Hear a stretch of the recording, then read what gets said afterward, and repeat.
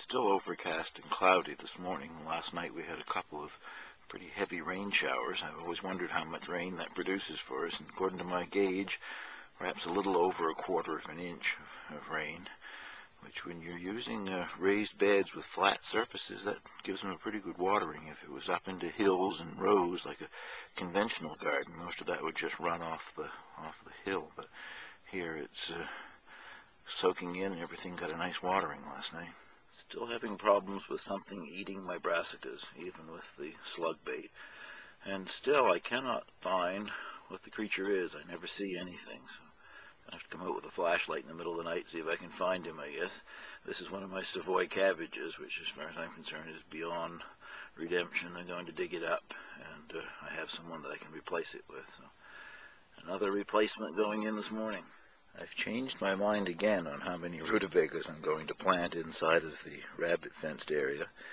I had started a couple of weeks after having started the other beets and lettuce, a few more beets and an additional kind of lettuce that I didn't have growing before. This one's called black-seeded Simpson. I've grown it before. I had some seed left over, so I thought I would try it.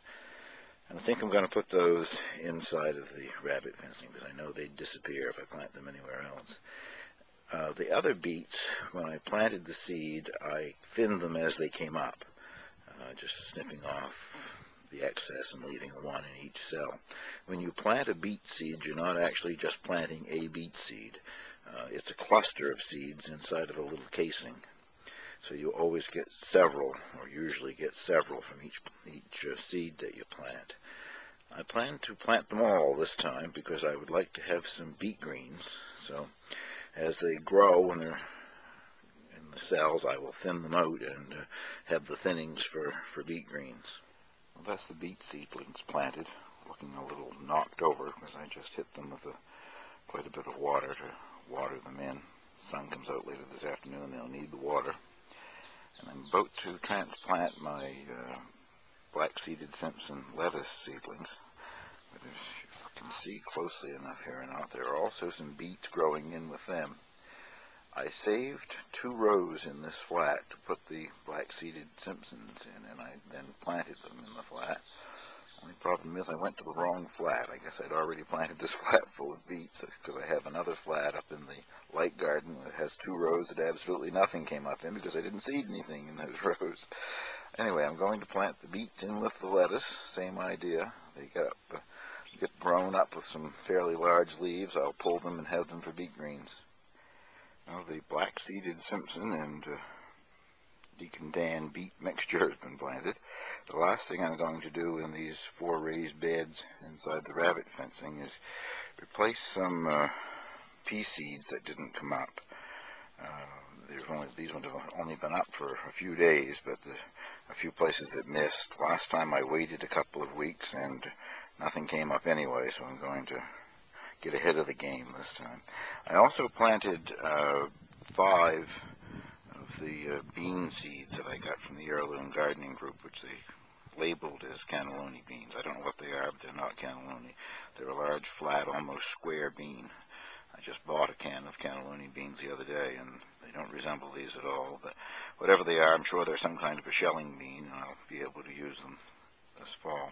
They're starting to come up. There's one at the back of this patch here. I put 1 seed in each of 5 of the square foot cells that have peas in. I'm replacing the pea seeds not with the same variety. What I'm growing in here is tall telephone. I've only got a small area in the other bed of the blue potted peas, so I've decided to replace the ones that missed in here with blue potted peas and have a mixture. Well, the 4 raised beds inside of the rabbit fencing are now completely planted.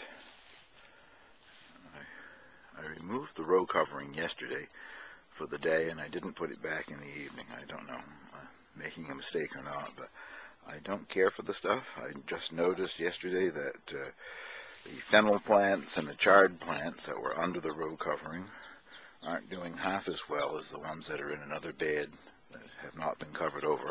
I don't think they're getting light enough, and besides that, I can't see what the pests are doing to the plants. So I've still got it attached to the bed, so I need to put it over, but I don't think I'm going to. I think it's off for good. the row with the Vert French string beans, bush beans. Can't see anything on camera here, but I noticed this morning that one is coming up, so we get some warmth, sunshine this afternoon, again tomorrow. I think probably quite a few of them will come up. I'm moving on now to the other two beds that aren't surrounded by fencing. I'm going to plant my rutabagas.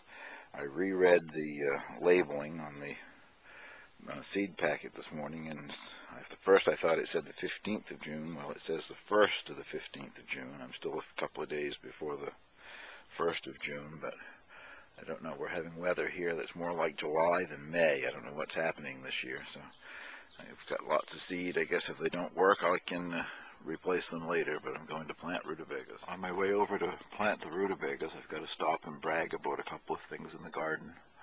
This is the red flowering horse chestnut. It isn't in full bloom yet, but it's starting to put on some color. Later on, I'll take a shot further back when it's in full bloom to show you what the whole tree looks like. I have several different kinds of azaleas in a couple of places in the garden. And this is the sunniest location, so this one usually blooms out first. I think it's called Gibraltar. It was given to me as a gift a number of years ago, and it's more than tripled in size since I've had it. But very colorful, has a lovely fragrance too. Most gardeners say they don't know what to do with it because it's orange and it doesn't go with other flowers in the garden. Never worried about that. If I like something, I plant it. Well, the wind is really picking up, so I don't know how good this sound will be. But there's the square foot gardens all planted. I just planted the last of the brassicas, and I've planted 5 squares of rutabagas, 4 in each square. So if I'm successful, that's a fairly good sized crop of rutabagas, I guess. I'm a little bit skeptical about the brassicas and the rutabagas outside of the rabbit fencing. We'll see. I wouldn't be surprised to come out and find just little stubby things remaining. The chili peppers and ground cherries that I planted the other day, they're not inside of any fencing and nothing has bothered them. They've come through transplanting in the rainstorms very nicely. Now, to finish off this video, a look at a couple of azaleas and a rhododendron. The azaleas are both in the Northern Light series. This particular one is called Pink Lights. And again, this one's in the Northern Light series. It's called Rosy Lights. They're very hardy azaleas, and I've had them for a number of years, and they've managed to grow. I don't know, this one must be over 6 feet tall, I guess. I keep them in semi-shade. The only problem that I have with them is the branches are very brittle.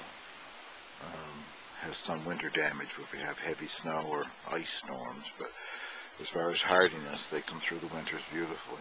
I don't know the name of this rhododendron, and it again was a gift a number of years ago, and it got severely broken up one year. I don't think it was accidental, and I think I had little hoodlums in my garden that tried to destroy it. Anyway, it has struggled back over a number of years. This year it just has the one blossom cluster. Last year it didn't have any, and 2 years ago it had 3 or 4. But the encouraging part is that the shrub itself is getting larger every year, so I'm sure there will be more. I like the color. To me it's almost a raspberry color. And in the wildflower garden I have a tiny clump of red trilliums that are blooming.